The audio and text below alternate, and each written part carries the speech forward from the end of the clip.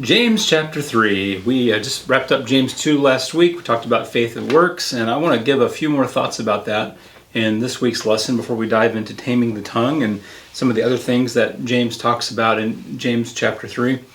You know, James and Paul make some very similar comparisons. They talk about this comparison with Abraham. But Paul and James are coming at this from different perspectives. Paul in Romans and Galatians, and James in James chapter 2, also Paul in Ephesians chapter 2, talking about how faith and works go together, or whether or not they go together in any way, shape, or form. Because Paul says that we're saved through faith by grace, not by works, so that no one can boast. And then here we have James saying that he needs to see faith through works, that faith without works is dead. And so they seem to be kind of conflicting with each other here. So how do we iron these two things out? Well, the first is you have to understand the context. And Paul is talking about people who are fighting over how you get in the family of God. Okay? James is talking about people who all consider themselves to be already in. It's just a matter of how they understand faith. So for Paul, you have Jewish Christians who are arguing about Gentile Christians, saying they're not legitimate because they're not Jewish. Because the Old Testament, their Bible says that you had to become Jewish to be in the family. James, on the other hand, is talking to people who are really already of the faith. They're not arguing over who's supposed to be in or how you get in. He's talking more with people who already see themselves as being in but are not living like it. They're claiming to have faith, but their lives do not demonstrate the faith to which they profess. And if you have a trusting faith, a faith of allegiance in Christ, then it's going to have to show up somehow in the way that you're living your life. So if you're living in complete rebellion and you say, well, but I have faith, I believe in God, you know, just like James says later, like, well, good, the demons believe that and shudder. So Paul and James are not conflicting with each other. They're not contradicting each other. They're just coming at it from two different sets of arguments, two different perspectives, two different situations. Paul is explaining how Gentiles can come in without being a child of Abraham. James is talking about people who already consider themselves in, but are not living like Christians. So that helps us understand a bit of the seeming gap between James and Paul. In James chapter 3, I'm reminded of a quote from the Spider-Man movie where Uncle Ben tells Peter Parker, with great power comes great responsibility. Now, James chapter 3 starts off talking about teachers, and he says, not many of you should become teachers, my brothers and sisters, for you know that we who teach will be judged with greater strictness. For all of us who make many mistakes, and anyone who makes no mistake in speaking is perfect, able to keep the whole body in check as with a bridle. Not many should be presumed to be teachers. Why not? Being a teacher, as I'm doing in this very moment, comes with a great deal of responsibility. It's a very serious position to put yourself into. People are listening. People are influenced by the things that we teach. So we have to understand that we have to take great care about the things that we are teaching. That's the burden that falls on the teacher. There's also a burden that falls upon the student. The burden that falls upon the student, and one of the things growing up that I so loved about the churches of Christ, is that I heard various preachers say something along the lines of, don't take my word on this, go back to the scriptures and study this for yourself. There is a burden on both students and on teachers. On teachers, the burden is, you have influence and you're up in a position of influence or authority, or you're sharing thoughts from study. You really want to be accurate. You don't want to lead people astray who hear the things that you're saying and go off some other course and are not going to be thinking or doing the right things. And at the same time, we understand that students also bear responsibility for the things that they hear and the way that they understand it. Every time we hear something and process it and think about it, we are always interpreting.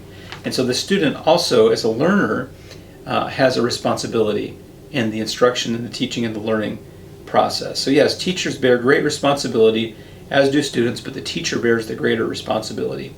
Now, we're reminded as he kind of continues on that our words are powerful. He says there in verse 2, we all make mistakes, but anyone who makes no mistake in speaking is perfect, able to keep the whole body in check as with a bridle. You really think that if you could just not ever say the wrong thing that you'd be perfect? Certainly not. He's kind of exaggerating here, I think, a bit, just to emphasize the potency, emphasize the power of the spoken word. And our just great inability to control our words. Even the most disciplined among us struggles to say the right thing every time. We hurt feelings. We say inappropriate things. There are jokes that are told that are not appropriate to be told or off color, and there's profanity in things that people use. The tongue is a very difficult thing to control. We can tear people down or we can build them up, all with the same tongue. You know, if you've ever wrestled with profanity, then you would understand that kicking that habit is one of the hardest habits you can possibly kick. The taming the tongue is very, very difficult.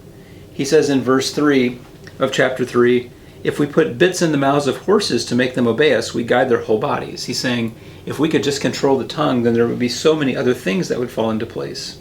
Or look at ships, though they are so large it takes strong winds to drive them, and yet they are guided by a very small rudder wherever the will of the pilot directs. So it's like we're the pilot of our own tongue. The tongue is like the rudder of the ship. And this tongue is talking, speaking, directing things that influence the rest of our body, the rest of our lives. And then he says, so also the tongue is a small member, just like that little tiny rudder, and yet it boasts of great exploits. And now he turns to some really negative examples here, and the end of verse 5. How great a forest is set ablaze by a small fire. I remember in California, it'd be so dry out there. There's all these fires in California right now. I think they said 5 of the 6 largest fires ever in the history of California are blazing within the last week. And I remember that you'd be driving down the interstate sometimes, there'd be a fire on the hillside. And what had happened was somebody had either just thrown a cigarette out the window, or they had, like, say, a chain on a trailer that was dragging and kicking up sparks. And there's just so little rain in Southern California and Central California that, the brush was so dry, just like tinder, it would just explode into flame. This tiny little spark. You know, there's this story that's been in the news in the last week or two about the gender reveal party in California that had fireworks built into it. So is this a boy or a girl, and the pink and the blue and all this? And when the fireworks shot off, it set off one of the largest wildfires in California state history. You think about all the billions of dollars of damage that are done through just a small spark. One little family celebrating pregnancy and whether or not they're going to have a boy or a girl. Pacific Gas and Electric, PG&E, out in California, which was our electric company when we lived out there, they were the cause, if my memory is correct, this has maybe been challenged in court, of one of the large wildfires that happened out there last year through, say, a faulty transformer. And don't quote me on this. This did get challenged, I believe, later, and I don't remember how it resolved. But that was the initial thought, was that this multi-billion-dollar fire, the loss of dozens of people's lives, were caused by just a little spark, a little electrical problem out on a transformer somewhere, and then there goes hundreds of thousands of acres. He says the tongue is a fire. The tongue is placed among the members of our members as a world of iniquity. It stains the whole body, sets on fire the cycle of nature, and is itself set on fire in hell. Wow, that's serious. He's given us a warning. He's not saying that's a promise. He's not saying that's universally true, that everyone who has a tongue is going to go to hell. He's just saying be careful with how you speak. Be careful with the words that you use. He says in verse 7, for every species of beast and bird, of reptile and sea creature can be tamed and has been tamed by the human species, but no one can tame the tongue, a restless evil full of deadly poison. You know, whoever James is writing to here must have had a real problem with their words. Maybe they were just tearing each other apart. Maybe they were gossiping. It's hard to say. And now he continues on this theme of the tongue and the words that we use, and now he talks about hypocrisy in 3:9. With it, our tongue, we bless the Lord and Father, and with it we curse those who are made in the likeness of God. Think about that. You have God, and you have those made in the image of God. We praise God and bless God, and then we turn and we curse our neighbor. This makes no sense. From the same mouth come blessing and cursing. My brothers and sisters, this ought not to be so.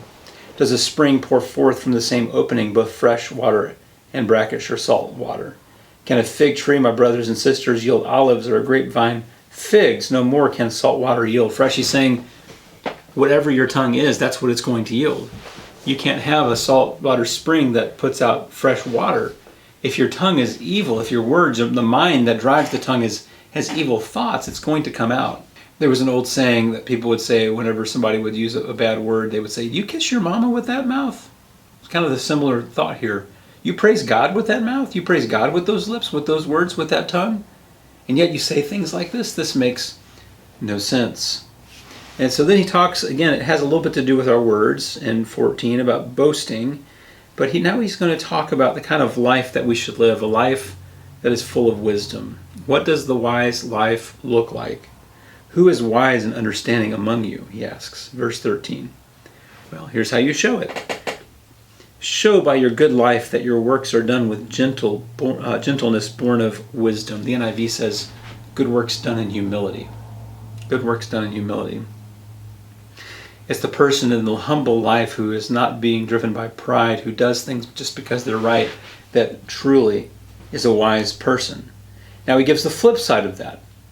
But if you have bitterness, envy, and selfish ambition in your hearts, do not be boastful and false to the truth. He's back to our words, back to the tongue, back to the spring that's welling up within us, that either fresh water comes out or salt water comes out. Either wisdom comes out or anger and bitterness comes out. We get to choose what comes out. We get to choose what our heart is composed of. He says such wisdom, this false kind of wisdom that comes from bitterness and selfish ambition, does not come down from above. It is earthly, unspiritual, devilish. Wow, that's some pretty strong language. For where there is envy and selfish ambition, there will also be disorder and wickedness of every kind. The kind of words we use demonstrates the kind of heart that we have. Are we selfish? Do we have disdain? Are we devilish and unspiritual? Or do we have wisdom, a good life with works that are done with gentleness, born of wisdom? And then he says, but the wisdom from the above is first pure, then peaceable, gentle, willing to yield or submissive, full of mercy and good fruits, without a trace of partiality or hypocrisy. The wise person will keep control of their words. The wise person will live a life of humility and kindness without partiality or hypocrisy. And then he closes this chapter by saying, and a harvest of righteousness is sown in peace for those who make peace. He's saying, if you live the wise life, you're more likely to have peace in your life. If you live the bitter life, the selfish ambition life, the lack of submission life, the devilry life, the unspiritual life, you are not going to find peace. You are going to be in constant drama. And that's going to just really wreak havoc on your life and on the lives of the people around you. Just like that tiny rudder guides that whole ship, there's going to be all these repercussions that come out of the kind of words that we use and where those words come from within our hearts. This is James chapter 3. I hope and pray that it challenges you this morning. Thank you so much for watching this. God bless you.